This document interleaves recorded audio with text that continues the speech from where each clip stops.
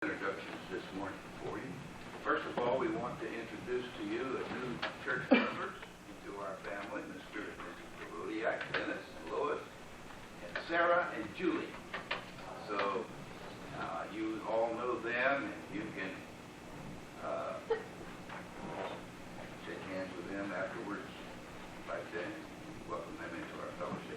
Also, I want to introduce to you Brother Ronnie Tabb, his wife and son, Brian, is that correct? To our services this morning. And Brother Tabb has been called to the mission field in West Africa, Togo, West Africa. He'll tell you more about that in a few moments. And we need to be aware of the missionaries and their needs. And that's one of the reasons he's here this morning, to present to us what his work is. And then, of course, it'll be up to you as a church. If you want to help him as a missionary, that's fine. But we want, of course, him to present to us what his call, God's call for him, and where he's going, and all about that. And I'm sure we're going to have us a wonderful time in the next 45 minutes. So, Brother Tabb, if you will come and you just have the rest of the service. When you get through, we'll have a brief invitation, and then we'll close. Well, thank you so much for allowing me to come. It's a blessing to be in the house of God this morning, isn't it? It's good to know that we can come and serve the Lord here in Orlando, I guess. Isn't this Orlando? Orlando. We're from Jacksonville. I'm Ronnie Tabb, and my wife Debbie and my son Brian are with us today, and we thank God that He's allowed us to come. But we're going to Togo, West Africa. That's where God has called us to go. People ask me every once in a while, why Togo? Well, when I was back at home, and we're from Mississippi. That's our home state. We're from Greenville, Mississippi. And that's where we lived most of our lives until we moved to Jacksonville 9 years ago. But while I was there at home, I felt impressed with the Lord to go or to get into the ministry, period. And just surrendered my life to the ministry there in Greenville. And I knew that God would call me, into the ministry there. But it took a couple of years. I ran from God, and I didn't really want to do what God wanted me to do, and I just kept on avoiding it, and I knew He wanted me to do something, but I just didn't know what it was, and I didn't want to surrender to that. So I finally realized that, well, I had a good job, my wife, and we both of us had good jobs. We had a new home, all the things that we could ask for, just about. And I just knew then that I said, well, Lord, I'm going to have to give up all this stuff, and I don't want to give up all this stuff. Lord, I like, what I've got. I've worked hard, and, this is what I like. And so we surrendered, or I surrendered then. I said, well, Lord, the job that I had was merging with another company, and they were going to be laying off people at that job. And there was a couple other people under me that were going to lose their job, and I knew that. And they got down to me. I was the last one. And I could have stayed on my job, but I knew that God was calling me to something. And I think that He brought it all to pass for me to surrender into the ministry right there. And there was another young man under me, and I knew that he wouldn't have a job. If I stayed on, I knew that he wouldn't have a job, and I knew that God wanted me to do this. So I surrendered into the ministry right there, and I said, well, Lord, if this is what you want me to do, I said, you'll just work it out, and we'll go. So we surrendered and went to Trinity Baptist College in Jacksonville, Florida, and I graduated, and my wife is a nurse, and she graduated there, and so we're ready to go. And I thank God. And during the time that I was home in Mississippi, before we left home, there was a lady there, an elderly lady, and we have a board on our back of our wall back here of our church, and it's a missionary board. And we have pins set aside on what missionaries we support. We supported, I think, 40, or not that many, I think it's about 20 or 30 missionaries that we had. And there were pins set aside on the world where all these missionaries were. And this lady in the church, the night before we were getting ready to leave, she said, Brother Ronnie, come back to the board. I want to share something with you. And I went back there, and she said, where on the board will we not support any missionaries? Where is it that we don't have any missionaries at?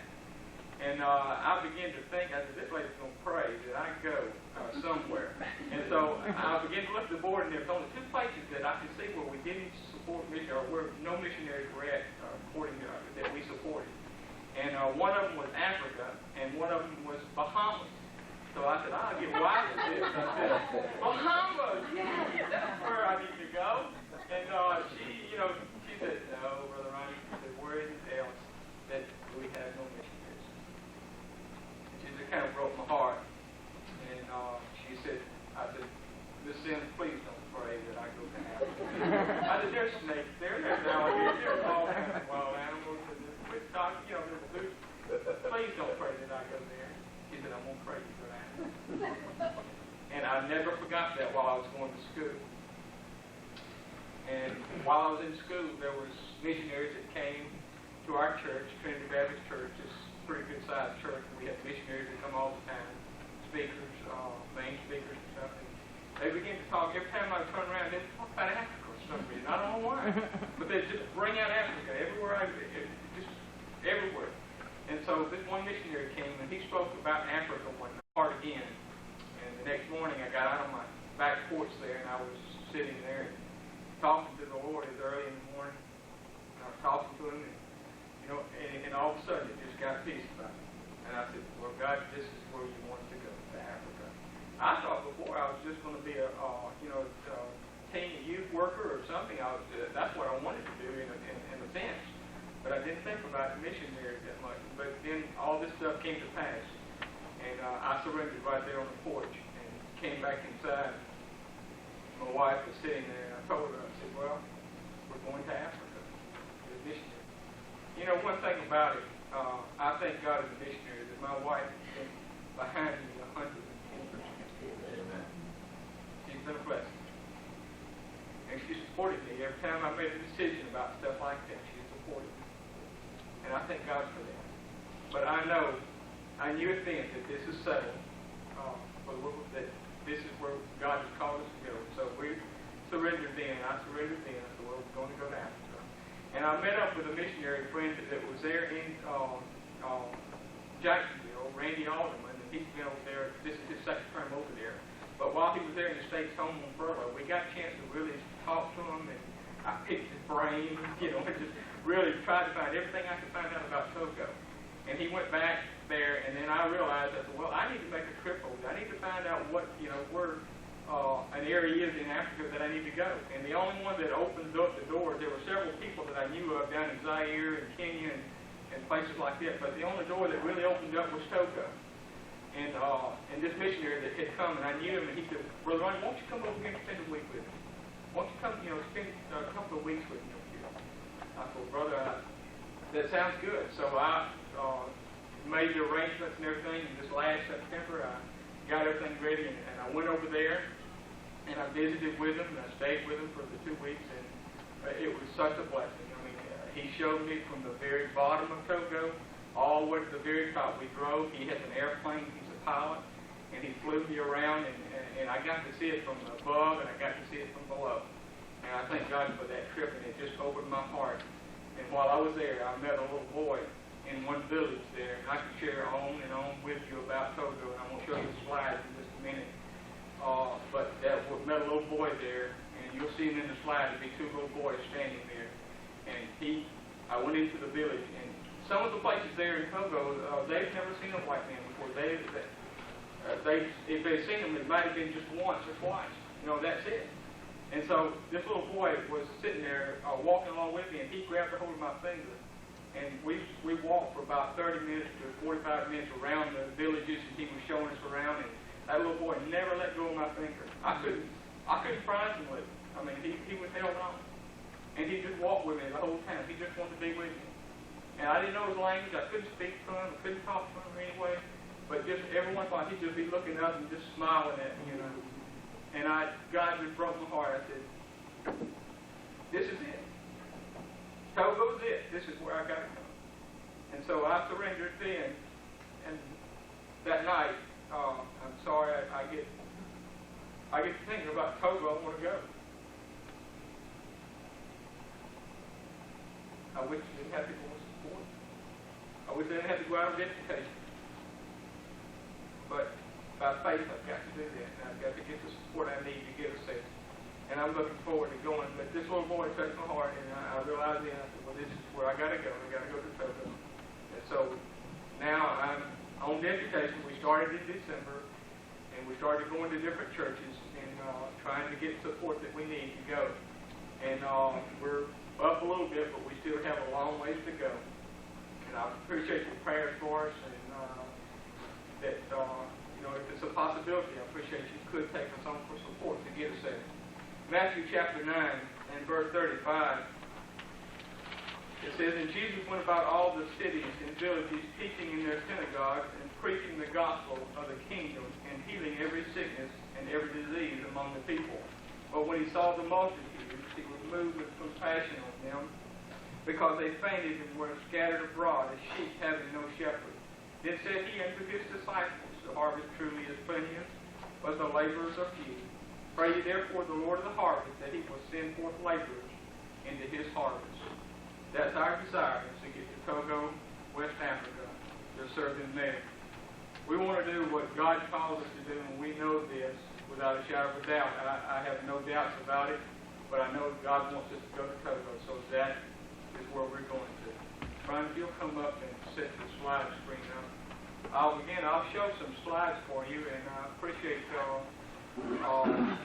allowing us again to come and show this. This is my trip while I was over there, and I got a chance to see a lot, and there's a lot more pictures on the table back here in the very back, and if you'd like to see those pictures, there's a little portfolio there.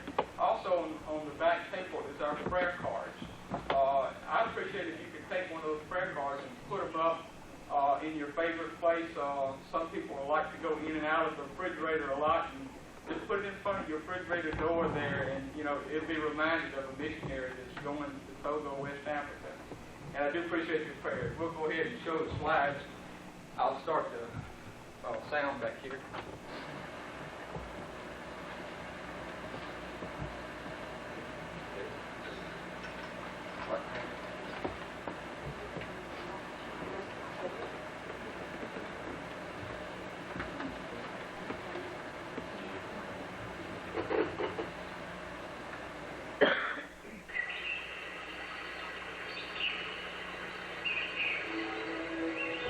Togo is a beautiful tropical country located in West Africa between Ghana and Benin. It's about the size of West Virginia and with a population of about 5 million. It is one of the most densely populated areas of Africa. Togo is a land of great diversity. This is where God has called Ronnie, Debbie, and Brian Tabb to serve. Ronnie is a graduate of Trinity Baptist College. While at Trinity, he actively served as a bus captain, Sunday school teacher, and worked at the Trinity Rescue Mission. Following Ronnie's graduation, his wife Debbie received her degree as a registered nurse. She presently works at a local hospital, has taught Sunday school for many years, and has much experience working with children. Ronnie and Debbie have one teenage son, Brian, who has had the privilege of growing up at Trinity. The Tabbs are thankful for the opportunity to have been under the preaching and teaching ministry of Dr. Bob Gray, and now their present pastor, Tom Messer. The Tabbs are sent out of Trinity Baptist Church and serve with Baptist Missions to Forgotten People. Baptist Missions to Forgotten People is an independent Baptist mission board devoted to church planting and is under the direction of Dr. Garland Powell. Lomé, the capital of Togo, is the largest city in the country and is located on the Atlantic Ocean.